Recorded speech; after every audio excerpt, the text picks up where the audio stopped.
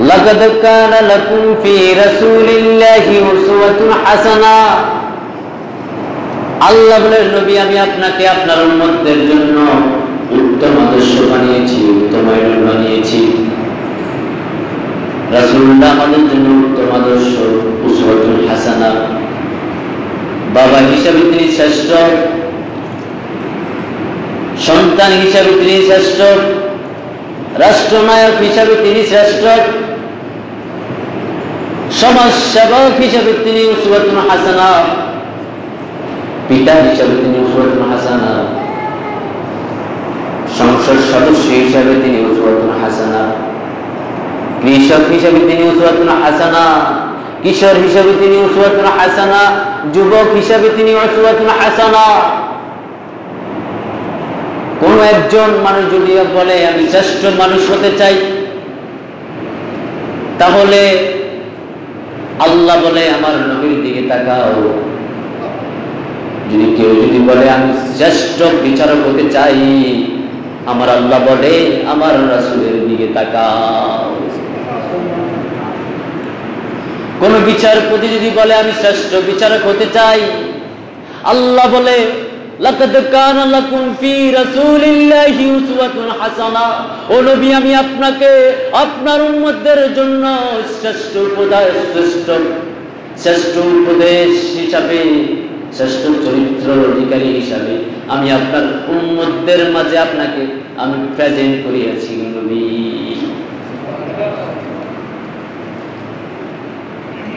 বিশ্বনবীর জীবনের সর্বপ্রথম অভিভাবক হলেন। আমরা অভিভাবক হই, বিশ্বনবীও অভিভাবক হয়, একটু তফাৎ আছে না নাই? আমি বলি আপনারা বুঝবেন। আম্মা জান খাদিজাতুল কুবরা তাহেরা ওকাজ মেলা থেকে যায়েদ বিন হারেসাকে কিনলেন, কিনে এনে বিশ্বনবীর কাছে হাতে উঠিয়ে দিয়েছেন সর্বপ্রথম।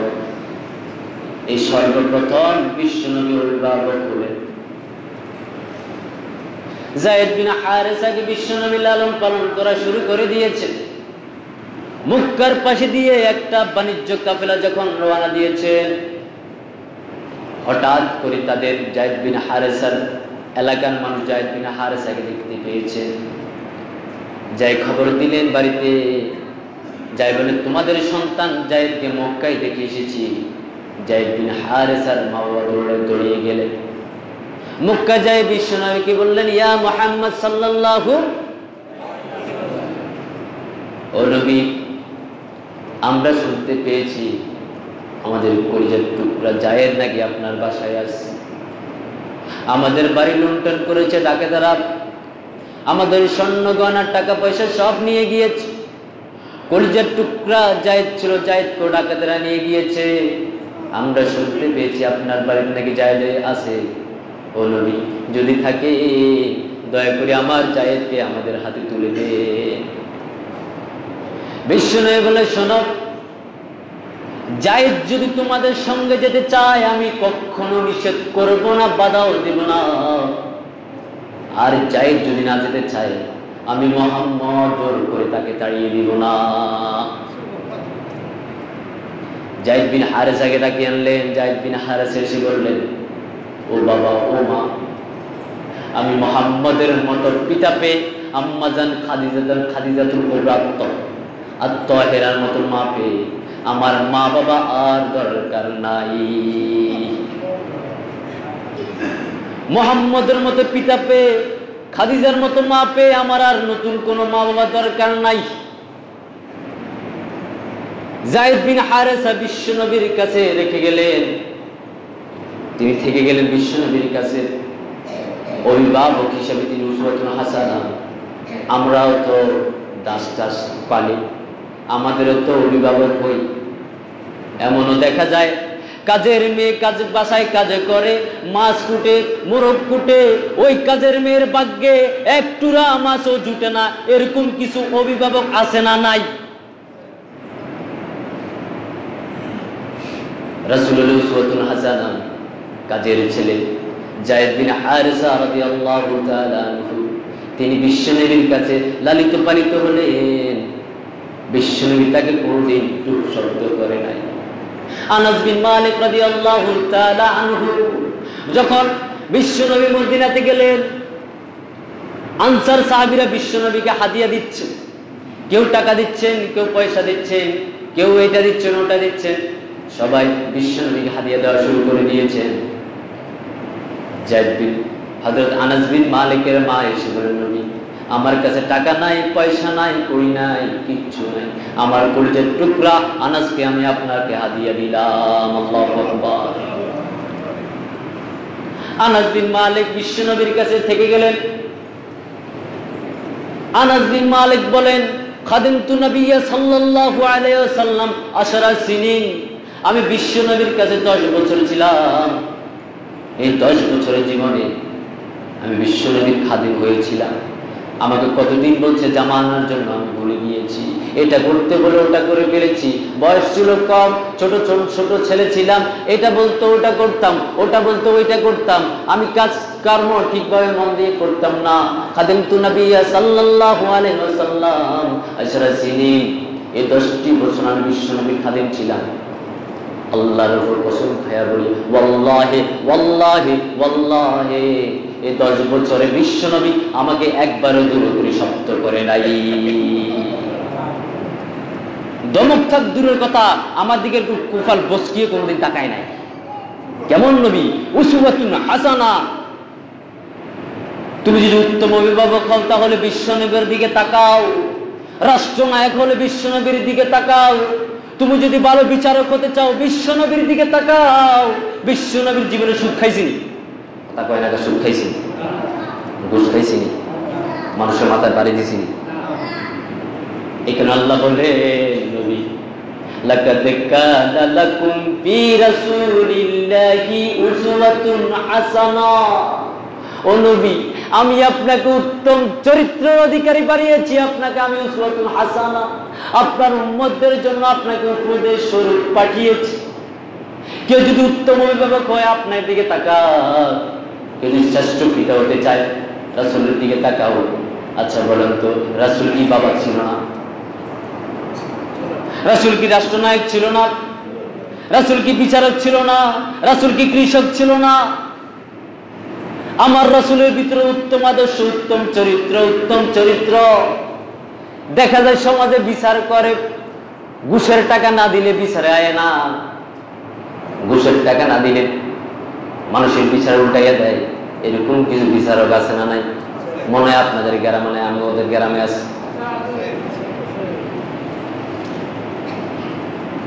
আমি যখন মসজিদে আসছিলাম, একজন কয় একটা 15 শুরু করো, একটা 10 শুরু করো। ওরে মিয়া, ইমানের কোনো খবর নাই, 10-15 কুজ্জা লাভ নাই মিয়া। কোরআন থেকে তাফসীর শোনো, কোরআন থেকে উপদেশ শোনো, আল্লাহ কোরআনে কি বলেছে গ্রহণ করো, তারপরে টাইম খুঁজিও। মানুষ সমাজ ধ্বংস হয়ে গিয়েছে, সমাজ ধ্বংস হয়ে গিয়েছে, কারো ভিতরে মানুষত্ব নেই। রাসূলকে আল্লাহ বলে, ও নবী বুইস্তু রাহমা, বিশ্বনবী বলে আমি প্রেরণ হয়েছি রহমত নিয়ে, রহমত। এই রহমতের চাদরে পুরা জাহানকে আমি পাল্টিয়ে দিব। বিশ্বনবী যখন আসছে তখন ওটার নাম ছিল আইয়াবে জাহেলিয়াতের জমানা। এদিকে তাকান, বিশ্বনবী যখন দুনিয়াতে আসছেন তখন ওই জমানাটার নাম হলো আইয়ামে জাহেলিয়াতের জমানা, মূর্খর জমানা, বর্বরতার জমানা। যে জমানায় বাবা, ছেলে, মেয়ে, ছেলে সন্তান, বউ, স্ত্রী সকল কিছু মিলে, সবগুলা মিলে এক টেবিলে গোল হয়ে মদ খেত। যে জমানায় মদ খেত, রাহাজানি, মারামারি, কাটাকাটি, পানাপানি সব সুমি লেগেছিল। নিজের বাপের সামনে থেকে নিজের যুবতী মেয়েটাকে হায়নার দলেরা নিয়ে দর্শন করত, দর্শন করে ছেড়ে দিত। একসাথে তারা মদ খেত। তারা সবাই গর্ব করে বলতো, আমি আজকে এতটা দর্শন করেছি, এত বোতল মদ খেয়েছি, সমাজে এতটা অত্যাচার করেছি। জাহেলিয়াতের যুগের মানুষরা এগুলা মন খুলে বলতো, সাহস দিয়ে বলতো। ওই বর্বরতার মূর্খর জমানায় বিশ্বনবী দুনিয়াতে আসছেন। রাসূল এসে বলল, দুনিয়ার মানুষ শোনো, আমি যখন আসছি দুনিয়াটা ছিল অন্ধকারের যমুনা, বর্বরতার যমুনা, মূর্খর যমুনা। তোমরা শুনে রাখো, ওই অন্ধকার বর্বরতার যমুনা আমি আসছি। আমি মুহাম্মদ দুনিয়ার থেকে চলে যাচ্ছি। আমি বলে যাচ্ছি আমার এই যুগটা হলো পৃথিবীর জমিনের শ্রেষ্ঠ যুগ। খায়রুল কুরুনি কারনি। জাহিলিয়াতের যুগে বিশ্বনবী এসে পুরো জাহিলিয়াতকে পাল্টে দিয়েছে কোরআন দিয়ে। আচ্ছা বলুন তো, আমরা যদি চাই কোরআন দিয়ে সমাজ পরিবর্তন করো, সমাজ পরিবর্তন হবে কি হবে না? হবে কি হবে না? এই কোরআনের ভিতরে পুরা সমাজের সকল কিছু আছে না নাই? রাষ্ট্রীয় জীবন কিভাবে চালাবেন এখানে আছে, পারিবারিক জীবনে কিভাবে চালাবেন এখানে আছে, সামাজিক জীবনে কিভাবে চালাবেন এখানে আছে। সকল কিছু আল্লাহ কোরআনে দিয়ে দিয়েছে। শুধুমাত্র আমি আপনি কোরআনটা বুঝে পড়ার দরকার। এই কোরআন পড়বো, শুধু পড়লে হবে না, নিজের জীবনে কোরআন বাস্তবায়ন করতে। কোরআন নাই, কিছু নাই। ওই দিন আপনারা কইবেন আমাদের মসজিদে খতিব ছাত্র জীবন ওয়াজ করে নাই। আমরা সমাজে এমনি চলছি, হেতু কোনো সময় নিষেধ করে নাই। মিম্বরে বসে কোনোদিন বলে নাই এটা করো না ওটা করো না। সমাজের নেতা কোনোদিন বলে নাই, যারা সমাজে বিচার করেছে তারা কোনোদিন আমাদেরকে বলে নাই ওই বেটা তুই মদ খাস কেন, আল্লাহ মদ হারাম করেছে। ইন্নামাল খামরু ওয়াল মাইসিরু ওয়াল আনসাবু ওয়াল আজলামু রিজসুম মিন আমালি শাইতানি ফাজতানিবুহু। আল্লাহ মদ হারাম করেছে, জুয়া হারাম করেছে, ছবি অঙ্কন করা হারাম করে দিয়েছে। তোরা এগুলা কেন করস? আমার নেতা আমারে কোনোদিন বলে নাই। আমার বড় ভাই আমার নেতা আমারে কইছিল ওই হাতের দেয়া কোপ দিয়া মাইরালাম, দেখ কোপ দি মাইরা চলিস। রব্বানা ইন্না আতানা সাআদাতানা ওয়া কুবরানা ফাদাল্লুনা সাবিলা। ও আল্লাহ, আমার নেতা আমারে কইছে তারে আমি কোপ দিয়ার লাগি আমি কোপ দিয়া চলাইছি। আমার বড় ভাই কইছে মদ নিয়ে আইবার লাগে বইছি, আমি খাইতাম চাইতাম না, আমার কোন নাক চেক পাদর খা, আমার জোর করে খাওয়াই দিছে। আমার মা আমার বাবা, আমি যখন নামাজে দিতাম না মা বাবা আমাকে বলতো না। আমার সমাজের মাকবর যারা সমাজ কন্ট্রোল করেছে তারা কোনোদিন বলে নাই বেটা তুই ভাবে এভাবে খারাপ ভাবে কেন চলস, তোর এই অবস্থা কেন, কোনোদিন আমাকে বলে নাই। যদি আমার নেতা আমাকে বলতো, আমার মা বাবা আমাকে বলতো, আমার পীর আমাকে বলতো, আমার উস্তাদ আমাকে বলতো, আমি কখনো পথভ্রষ্ট হতাম না। আমি আজকে পথভ্রষ্ট হয়ে গিয়েছি। রব্বানা ইন্না আতানা সাআদাতানা ওয়া কুবরানা ফাদাল্লুনা সাবিলা। আমি পথভ্রষ্ট হয়ে গেছি। আমার বাবার আনি দাও, আমার মারে আনি দাও, আমার সমাজের নেতারে আনি দাও, আমার মাকবরের আনি দাও, আমার চেয়ারম্যানের আনি দাও, আমার ফিরের আনি দাও, সবগুলো আনি দাও। শয়তান বলল রব্বানা আরিনাল্লাযীনা আদাল্লানা মিনাল জিন্নি ওয়াল ইনসি নাজআলহুমা তাহতা কদামিনা লিয়াকুনা মিনাল আসফালিন। সে তখন বলল আল্লাহ তাহতা কদামিনা, আকদাম হলো কদম শব্দের বহু বচন, তাদেরকে এনে দাও, তাদেরকে আমি আমার পদতলে দিয়ে আমি জাহান্নামে যেতে চাই, আমার পায়ের তলে দিয়ে তাদেরকে জাহান্নামে যাবে। কই নেতা, কই মাকবর, কই চেয়ারম্যান, কই মা, কই বাবা, কই ফি, কারো খানা নাই, কারো কোনো টাইম নেই। মা আগনা আন্নি মালিয়া হালাকান্নি সুলতানিয়া হালাকান্নি সুলতানিয়া। সে বলবে হায় রে আমার দন কই, আমার দুলুত কই, আমার ক্ষমতা কই, কিচ্ছু নাই, কিচ্ছু নাই, আমার সব কিছু নাই, চিহ্ন চিহ্ন ছড়াইখানা রাখতে দিবা দুটিকা। এরই মাঝে দুনিয়াদারি চলছে বড় চমৎকার। রাজার পরে আসছেন রাজা, সজ্জা কত বাধ্য দুম, তুচ্ছ এসব কয়দিন এবার, তারপরেই তুমি ঘুম। এমন জায়গায় তোমাকে কবর দিবে, তোমার সন্তান থাক দূরের কথা, তোমার সন্তান থাক দূরের কথা, তোমার গ্রামের কোন মানুষও তোমার দিকে তাকাবে? কথা বলেন, তাকাবে? মার্বেল টাইলস দিয়ে বাড়ি করেছ, আমি আপনাদের মন খারাপের জন্য বলছি না। মার্বেল টাইলস দিয়ে বাড়ি করেছে, প্রাসাদ সাজিয়েছেন সুন্দরভাবে স্ট্রং করে। ও দোস্ত, ও বাবা, ও ভাই, ও বন্ধু, আমি আপনাদেরকে বলতে চাই এখন চক্ষুটা বন্ধ হয়ে যাক, 2-3 ঘন্টার ভিতরে বলবে লাস্টারে ঘর থেকে বাইর কর না, গন্ধ বাইর হবে, ঠিক কি না? সব শেষ। আর যাবে কি আমল? যাবে কি? বাবারা আমার সাথে একটু বলেন, যাবে কি? যাবে কি? আমল ছাড়া কেউ কিছু যাবে না। আমরা সবাই কি দুনিয়াতে সবাই কি, কেউ কোনো ধরি না।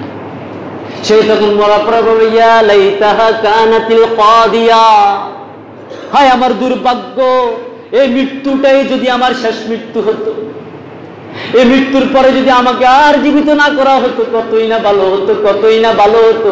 আমি তো দুনিয়াতে মনে করতাম লাম আদ্রিমা হিসাবিয়া, মরার পরে আমার কোনো হিসাব নিবে না। আমি মনে করতাম গুণ যেমন যায় এমন হিসাব, মৃত্যুর পরে কোনো জীবন নাই। আমি মনে করতাম এগুলা মিশা কথা, এগুলা মিশা কথা কয় হুজুররা। আমি মনে করতাম এ হুজুররা বন্ডামি করে খায়। আমি এগুলা মনে করে করে আমি আমার রবকেও ভুলে গিয়েছি। আজ তো আমার মতো কপাল পোড়া দুনিয়ার জমিনে কেউ। হায় হায় হায় হায় হায়। আচ্ছা, আমি আপনাদের কাছে বলতে একটি প্রশ্ন করতে চাই, মরার পরে বুঝার চেয়েও মরার আগে বুঝার দরকার আছে না নাই? আচ্ছা বলেন তো, মরার পরে বুঝার চেয়েও দুনিয়ার জমিনে এখন তওবা করার সময় আছে না নাই? ওরে আল্লাহর গোলাম, তওবা করো। তোমার বাড়ি, তোমার গাড়ি, তোমার টাকা, তোমার নারী কিচ্ছু যাবে না, শুধু তুমি যাবে, তুমি যাবে, তুমি যাবে। আমল যদি না থাকে, তোমার মতো হতভাগা কাঙ্গাল দুনিয়ার জমিনে কেউ হতে পারে? হাজারো হাজার নজির আছে, হাজার হাজার নজির আছে। কোটি কোটি টাকা আছে, মনে শান্তি নাই, এরকম কিছু মানুষ আছে না নাই? জ্বলন্ত প্রমাণ কিছুদিন আগে দিয়ে গিয়েছিল চিত্রনায়ক রিয়াজের শ্বশুর, কোটি কোটি টাকা, লক্ষ লক্ষ টাকা, মনে শান্তি নাই, আত্মহত্যা করতে বাধ্য হয়েছে। যদিও আত্মহত্যা খুব মহাপাপ। বিশ্বনবী বললেন মান কাতালা নাফসাহু বিশাইইন উযিবা বিহি ইয়াওমাল কিয়ামাহ, যে ব্যক্তি আত্মহত্যা করে, যেটা দিয়ে আত্মহত্যা করছে, ধরেন গুলি খেয়ে মরে গেছে, হাসরের ময়দানে তার শাস্তি হবে শুধু গুলি করা, গুলি করা, শুধু ব্যথাটা অনুভব করবে, এটাই তার শাস্তি। কোটি টাকার ভিতরে শান্তি নাই। শান্তি হলো আল্লাহর জান্নাত, ঠিক কিনা? শান্তি হলো আল্লাহর জান্নাত, আল্লাহর জান্নাত। আল্লাহর জান্নাত পেতে তোমাকে দুনিয়ার জমিনে যত কিছু করার দরকার করতে হবে। আল্লাহ বলেন সারিউ, তোমরা দৌড়াও, ইলা মাগফিরাতিন মির রাব্বিকুম ওয়া জান্নাহ, তোমরা দৌড়াও আমার ক্ষমার দিকে আর জান্নাতের দিকে। আরদুহাস সামাওয়াতু ওয়াল আরদ, আসমান জমিনের ভিতরে। আমার জান্নাতের দিকে দৌড়াও, আমার জান্নাতের দিকে দৌড়াও, আমার জান্নাতের দিকে দৌড়াও। এখন জান্নাতের দিকে আমরা দৌড়াচ্ছি না, আমরা দৌড়াচ্ছি দুনিয়ার টাকা পয়সার দিকে, ঠিক কি না? আল্লাহাকুমুত তাকাসুর হাত্তা যুরতুমুল মাকাবির। আল্লাহ বলে দুনিয়ার চাই চাই, সম্পদ চাই, বাড়ি চাই, গাড়ি চাই, টাকা চাই, নারী চাই, বাড়ি চাই, সবকিছু চাই চাই চাই চাই তোমাদের ততদিন পর্যন্ত থাকবে হাত্তা যুরতুমুল মাকাবির, যতদিন না তোমরা কবরে ঢুকো। কবরে ঢুকলেই সব শেষ, আর কিছু দরকার নাই। তখন কানবে কানবে, বলবে ফালাউ আন্না লানা কাররাতান ফানাকুনা মিনাল মুমিনিন। ও আল্লাহ, দুনিয়ার জমিনে আমাকে একটিবার পাঠাও, আয় মাররাতান ওয়াহিদাতান ফিল আরদ, দুনিয়ার জমিনে একটিবার পাঠাও, আমি মুমিন হয়ে আসব। আমি সবাইকে প্রশ্ন করতে চাই, বলেন তো আল্লাহ কি আবার পাঠাইব? তখন সে কাঁদবে, আল্লাহ দুনিয়ার জন্য একটিবার পাঠাও, মুমিন হয়ে আসবো। আল্লাহ বলবে 1000 বছর, 100 বছর নয়, কোটি বছর কাঁদবি, তোরে আমি আর পাঠাবো? হায় হায় হায় হায়, কানতে কানতে শেষ। আমি সবাইকে প্রশ্ন করতে চাই, দুনিয়ার জমিনে আমরা বাঁচবো কত বছর? 60, 63, 65, ঊর্ধ্ব করে 90, 100, ঠিক কিনা? বাঁচবো এতটুকু, এরপরে আর যাবো না। আমি আপনার সবাইকে প্রশ্ন করতে চাই, আমার দাদা ছিল না? আসিল। দাদার বাবা ছিল না? আসিল। তার বাবা ছিল না? আসিল। নসরুল নামায় অনেকজন ছিল। আমার বড় বাপ সে তো দুনিয়ার জমিনে ছিল 60-63, আজকে হাজার হাজার শত শত বছর কবরে শুয়ে আছে, তার কোনো নাম নিশানা নাই। তার সম্পদ তো রেখে দিয়েছে, নাতি খাচ্ছে, পুতি খাচ্ছে, সন্তান খাচ্ছে, কিন্তু তার সম্পদ সবাই ভোগ করতেছে। সে যদি অবৈধ টাকা দিয়ে সম্পদ কামায় থুয়ে যায়, ওই সম্পদের যে গুণাগুলো, ওই গুণাগুলো আজীবন তার কবরে যেতে থাকবে। আয় হায় হায়, ধ্বংস।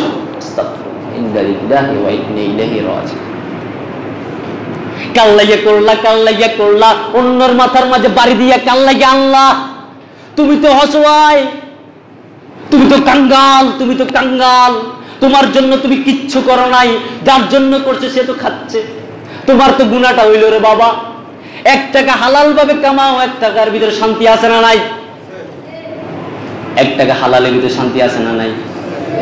এমন কিছু পিতামাতা আছে সন্তানকে কোনোদিনও বলে না যে নামাজ পড়ে, এরকম কিছু মা বাবা আছে না নাই? বাবা মসজিদে ঢুকে সন্তান হুন্ডা হাঁকাইয়া চলে যায়, বলে না নামাজ পড়ে, এরকম কিছু বাবা আছে না নাই? হক কথাগুলো বলতে আপনাদের ভয় কিসের? বলেন না, জেলে দিব, পুলিশ ধরবো, লয়ে যাক, আমি কারো কিছু করতেছি।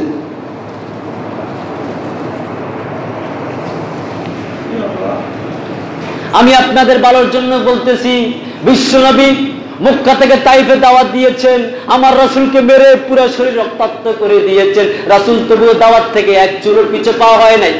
সে নবীর উম্মত আমরা, আমাদেরকে যদি রক্তাক্ত করে ফাঁসির মঞ্চে নিয়ে যায়, আল্লাহর কসম করে বই, কোরআনের পথ থেকে 1 চুলো পিছু পাওয়া হবো না। সে নবীর উম্মত আমরা, হক কথা বলতে কোনো ভয় নেই। আমি আপনাদেরকে আসছি হুঁশিয়ার করার জন্য, দাওয়াত দিতে এসেছি। খবরদার অন্যায় করেন না, সুদ খেয়েন না, জুলুম করেন না, সন্তানকে নামাজের কথা বলুন, স্ত্রীকে পর্দা করুন, আপনার ছেলে সন্তান বাল বাচ্চাকে একটু আগলিয়ে রাখুন। এই কারণেই আসছি আমি আপনাদেরকে দাওয়াত দেওয়ার জন্য। বাল্লিগু আন্নি ওয়ালাউ আয়া, আল্লাহ রাসূল বলছে আমার পক্ষ থেকে একটি আয়াত হলে তোমরা প্রচার করে দাও। আমি প্রচার করতে আসছি। ইন্নামা আলাইকাল বালাগ ওয়া আলাইনাল হিসাব, বলার দায়িত্ব আমার, হিসাবের দায়িত্ব কার? কথা বলেন, হিসাবের দায়িত্ব কার? সময়ের দিকে তাকাইয়েন না, সময় এলে একটু ইঙ্গিত দিয়ে আমি সারিয়া দেবো। মসজিদে মানুষ আছে জুমার দিন বয়ান শোনার জন্য, সাবধান হওয়ার জন্য, হুঁশিয়ার হওয়ার জন্য। আল জুমাতু ইলাল জুমা কাফারাতু লিমা বাইনাহুমা, 1 জুমা থেকে আরেক জুমা পর্যন্ত মাঝখানে যত গুনাহ হয়, ওই জুমায় সকল গুনাহ ক্ষমা করে দেয়।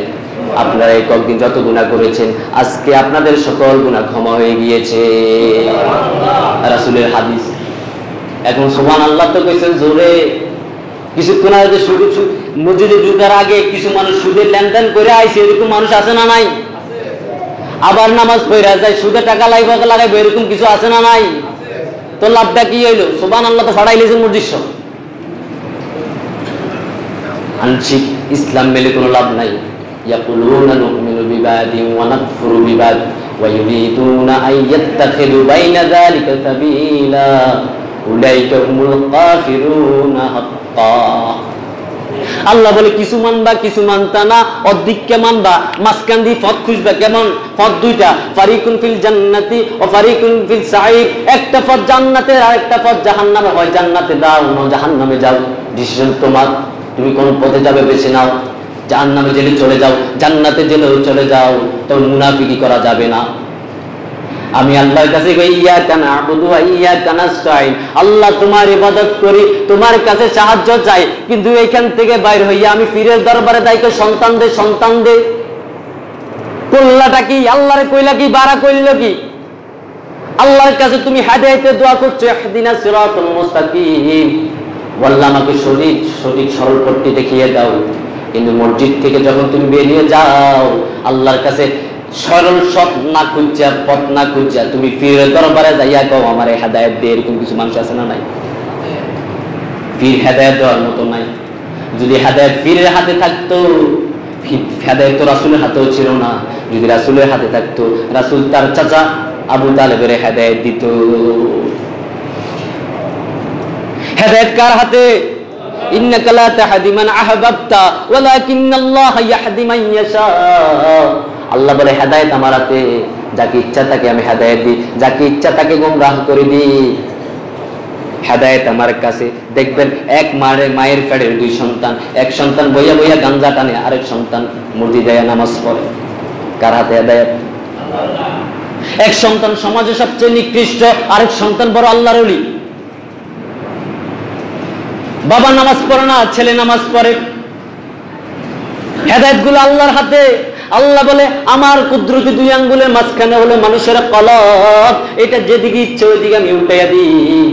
যদি আমি ঘুরে দিই, তার কাছে কোরআন ভালো লাগে না, হাদিস ভালো লাগে না, হুজুরদের কথা ভালো লাগে না, গা জ্বলে উঠে।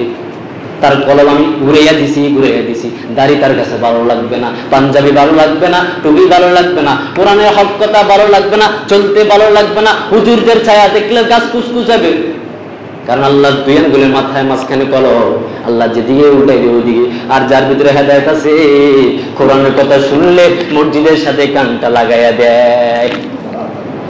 কোরআনের কথা শুনলে চলে আসে, হুজুরদের কোপালে চুমা খায়। ছোট ছোট এই যে কোরআনের পাখিগুলো বসে আছে, তাদের কোপালে চুমু খায়। কত সুন্দর ফুটফুটে সন্তানগুলো বসে আছে। এরা হলো এমন সন্তান যে সন্তানগুলো হাসরের ময়দানে মা বাবাকে সুপারিশ করে জান্নাতে ঢুকাবে। মান ক্বারাআল কুরআনা ওয়া আমিলা বিমা ফীহি উলবিতা ওয়ালিদাহু ইয়াওমাল কিয়ামাতি তাজা যুরু আহসানু মিন যুরুইশ শামস। আল্লাহ রাসূল বলে, ওই সন্তানগুলোর মা বাবার মাথার মাঝে আল্লাহ একটা নূরের টুপি দিবে, নূরের টুপি। ওই নূরের টুপির নূরের পাড়গির উজ্জ্বল হবে সূর্যের চেয়ে আরো বেশি আলোকিত।